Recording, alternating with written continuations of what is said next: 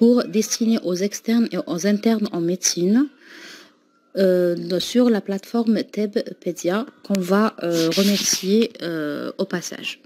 Donc c'est un cours qu'on a divisé à partir du cours de la contraception. On a la contraception féminine et on a la contraception masculine. Aujourd'hui, on ne va aborder que la contraception féminine et on va attaquer tout de suite le plan du cours.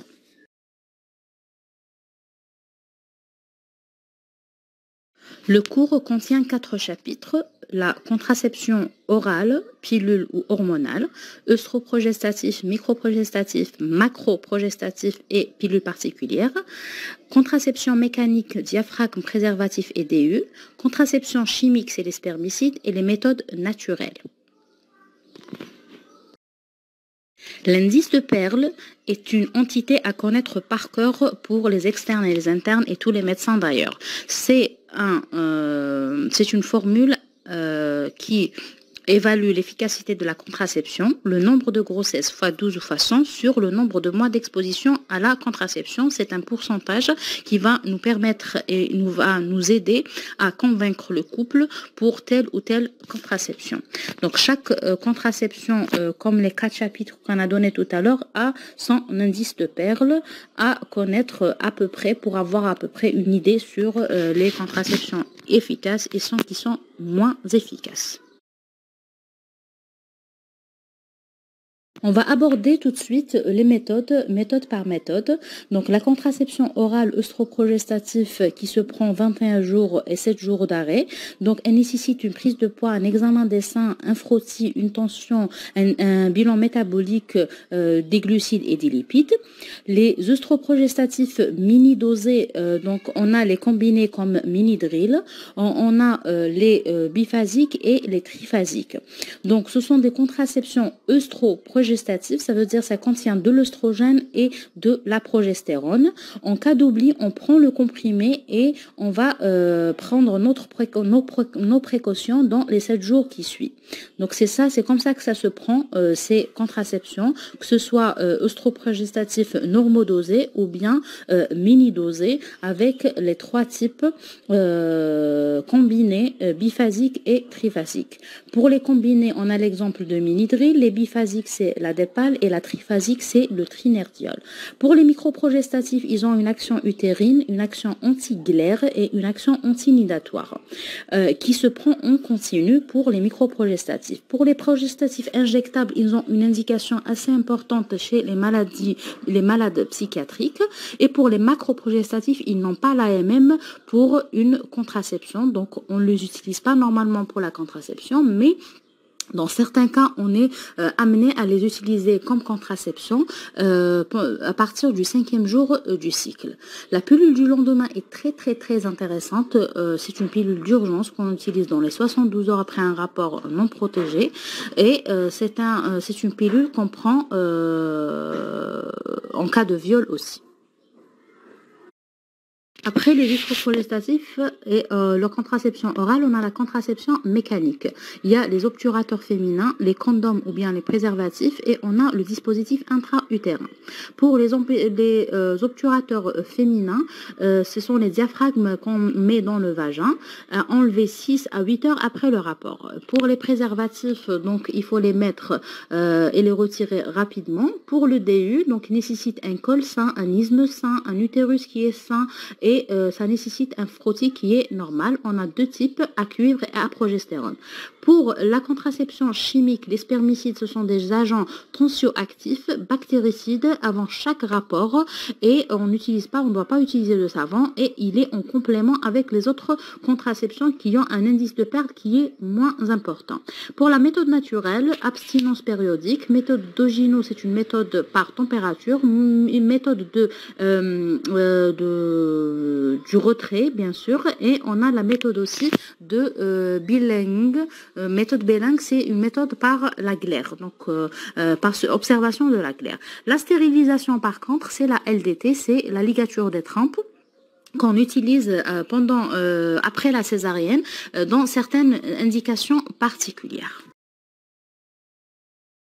On va attaquer tout de suite les avantages de chaque contraception. Donc, la contraception orale a un avantage d'efficacité, sauf si on a un oubli pour les œstroprogestatifs. Les microprogestatifs, ils ont un effet métabolique qui est faible, donc ils sont utilisés quand on a une contre-indication des œstroprogestatifs, pardon. Pour la contraception mécanique, le diaphragme et les préservatifs ont une bonne innocuité et ça protège contre les MST. Par contre, pour le dispositif intra-utérin, il y a une absence de coopération de la malade, il y a une simplicité d'utilisation. La contraception naturelle, c'est une contraception qui est physiologique. Les inconvénients de ces contraceptions. La contraception orale a des inconvénients d'effets indésirables, prise de poids, dépression, mycose, aggravation des varices si on a, des nausées, des dangers vasculaires, métaboliques et hépatiques, vasculaires tels que l'HTA, la thrombose artérielle ou veineuse, l'hémorragie méningée, métabolique c'est l'hyperinsulinisme et l'hypertriglycédérémie. Qui dit hyperinsulinisme, ça veut dire une obésité, une prise de poids. Par contre, on a aussi donc un risque hépatique d'adénome du foie.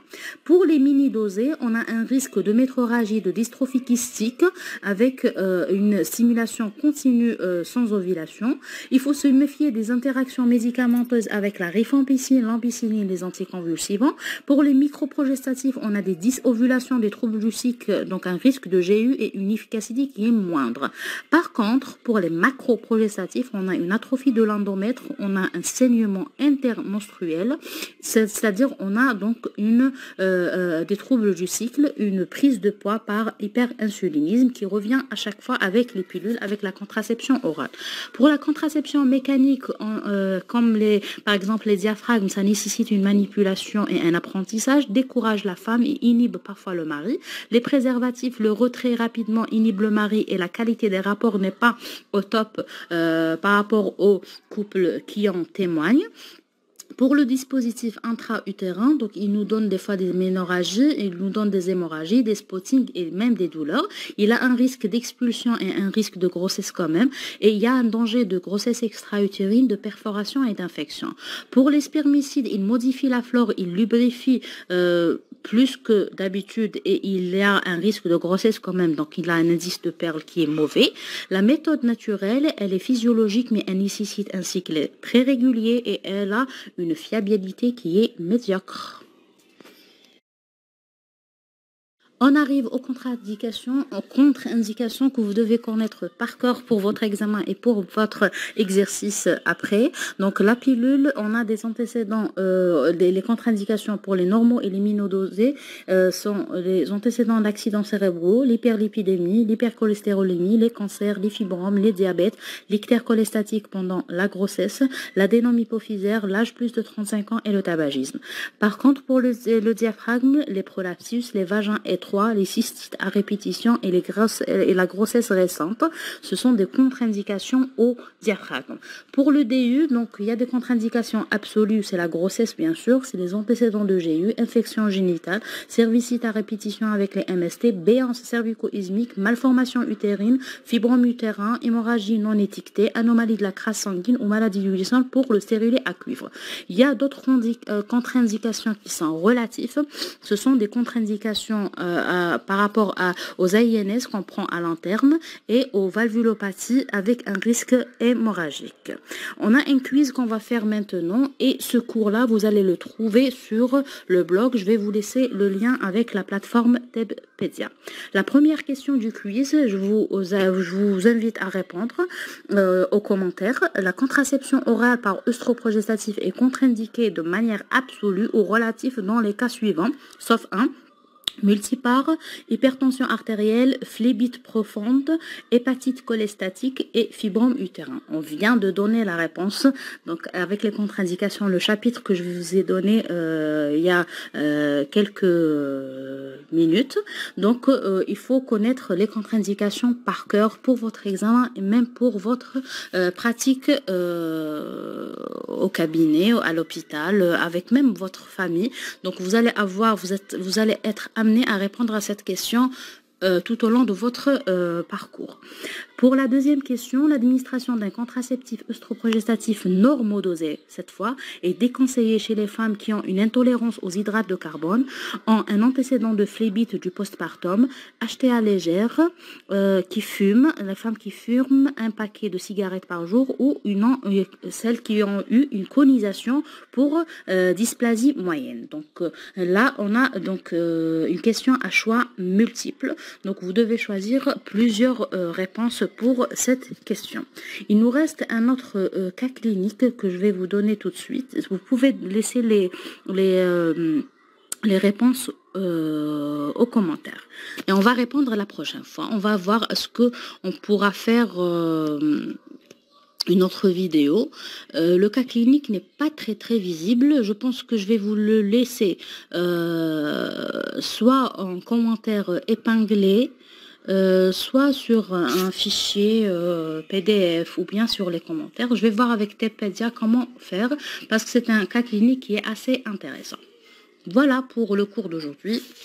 Je vous remercie et je vous souhaite bien sûr un bon courage pour votre examen, pour votre internat, pour votre test et pour votre exercice. Merci.